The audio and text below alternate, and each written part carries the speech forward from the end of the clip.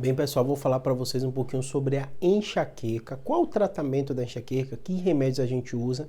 Então vamos lá, né? Em primeiro lugar, você tem que entender que a enxaqueca é um tipo de dor de cabeça. Então a gente tem uma classificação que é internacional, usada no mundo inteiro, das dores de cabeça. E a enxaqueca é um tipo de dor de cabeça primária, né? Então, primária por quê? Porque ela é originada no cérebro, não é causada por uma causa secundária, não é um tumor, não é um aneurisma, não é nada disso, né? E são uma das principais causas de dor de cabeça, em especial na mulher. Quase 15% das mulheres têm uma dor de cabeça causada por uma enxaqueca, né? Muita gente, né? É uma dor de cabeça classicamente, né? Que a luz incomoda, barulho incomoda, pulsátil, muito intensa, dura alguns dias, né? Então, quando a gente fala de enxaqueca, a gente fala de dor de cabeça crônica. Então, não é o paciente diz assim, eu tive primeira vez dor de cabeça, hoje eu acho que eu tenho enxaqueca. Não. A enxaqueca, a característica dela é uma dor que vai e volta. Em especial nas mulheres, tem muita relação com o ciclo menstrual e também muita relação com alguns gatilhos. Estou mais estressada, piora a dor, não dormi direito, piora a dor, me alimentei mal, né? Os alimentos ultraprocessados, né? Esses alimentos enlatados, salsicha, tudo isso pode ser gatilho para dor, né? Tem bebidas alcoólicas, né? Queijos também. Perceba que muita coisa pode ser gatilho para enxaqueca, né? Mas vamos falar do tratamento, né? Por que eu comecei falando do diagnóstico? Porque uma vez que o médico diagnostica enxaqueca, né, primeiro lugar, tranquiliza a gente. Porque o médico, antes de fechar o diagnóstico, ele vai pensar, isso não pode ser uma coisa mais séria, um aneurisma, um tumor, e às vezes vai pedir o exame de imagem, ressonância, angiorressonância, tomografia, angitomografia. Geralmente a ressonância é mais pedida porque você vê mais detalhes do cérebro, então às vezes por um tumor, por uma coisa, a ressonância acaba sendo melhor, por isso que a gente pede mais a ressonância. Angiorressonância e angitomografia, os dois servem para ver vasos no caso do aneurisma, né? Uma vez diagnosticado, a gente fala, pronto, você tem enxaqueca, vamos para o tratamento. E aí é muito difícil o paciente entender porque tem três tratamentos que são feitos meio ao mesmo tempo, né? O primeiro tratamento, que óbvio ninguém gosta disso, mas são comportamentos, né? Tem muito comportamento seu que pode ser gatilho para sua enxaqueca e você tem que mudar esse comportamento. Por exemplo, não faça atividade física. Tinha que fazer. A enxaqueca pode melhorar e muito apenas com o paciente fazendo atividade física regular.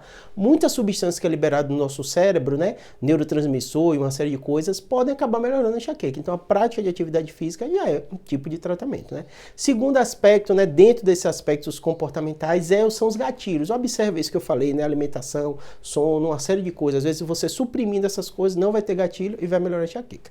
E agora vamos para os remédios, porque quem clicou aqui provavelmente está mais preocupado com os remédios, né? E aí tem dois tipos de medicação. Tem os remédios que a gente chama abortivo da dor, abortivo porque aborta, porque para a dor, né? Esses remédios abortivos que fazem você parar de ter dor são os clássicos que todo mundo conhece e usam muito equivocado, usam muito mal, né? O primeiro remédio que a gente usa com frequência, e é muito comum, a dipirona. Tem um vídeo só assim, dipirona para enxaqueca aqui. Dipirona é muito utilizado. É um remédio que normalmente o paciente que tem dor esporádica, que não é tão intensa, ele acaba melhorando.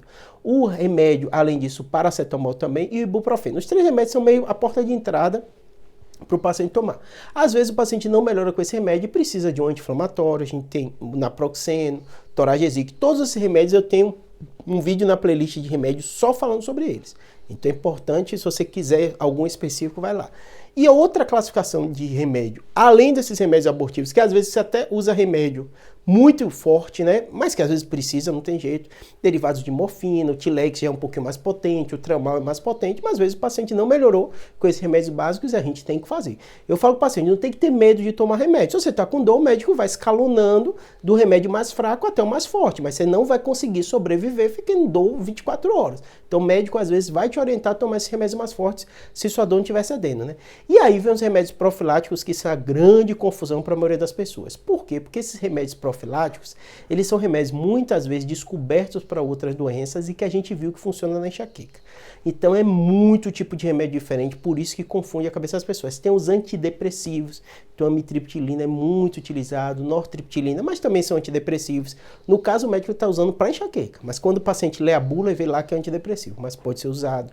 Os beta-bloqueadores, né, o propranolol, por quê? São remédios para controle de pressão, controle de frequência cardíaca, mas também funcionam no cérebro e muitas vezes são usados para enxaqueca, né?